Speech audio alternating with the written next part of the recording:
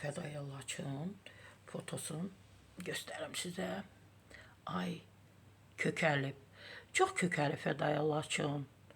Belə deyərdim, çəkisi artıb da, azalmayıb, hisslənib.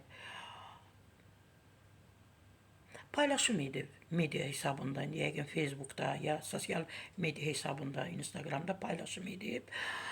Çox əsəbi, onun haqqında söz-söhbət gəzir. İnsanlar var da, məsəl üçün, hansısa bir alış-veriş mərkəzində məni tanıyırlar. Sara Səfura, çoxa Səfura deyirlər mənə. Necəsiz, nə var, nə yox.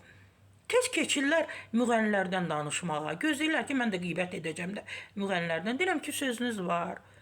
Mən başa düşmürəm, sizin başqa probleminiz yoxdur. Tez keçirlər müğənnilərdən danışmağa. Onun əri boşayıb, o filan kəslə gəzir, o kimləsə uşaq dünyaya gətirir. Deyirəm, xanım, sizin başqa söhbətiniz yoxdur. Məni buna görə saxlamışsınız. Mənim işim, gücüm var. Pulu yoxdur ya, alış-veriş etsin. Amma qeybətləməyə o qədər həvəsi var. Çantanla bir, nə bilim, cüzdanla bir qeybəti var. Fədaya Laçın, əgər kimlərsə mənim haqqımda pis danışırlarsa, onlara inanın və məni rahat buraxın deyə Fədaya Laçın açıqlama verib. Ona görə ki, yazırlar, deyirlər, görəndə soruşurlar da düzürlər. Gedin kimə istəyirsiniz, inanın. Mən sizə deyirəm ki, elə deyil, belədir, siz mənə inanmırsınız. Ona görə gedin deyir, o deyənlərə inanın. Doğrudan da Fədaya xanım belədir.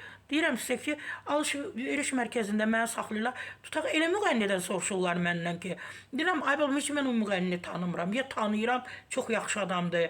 Bu qeybəti, bu söhbəti yığışdırın. Məndən bu qədər.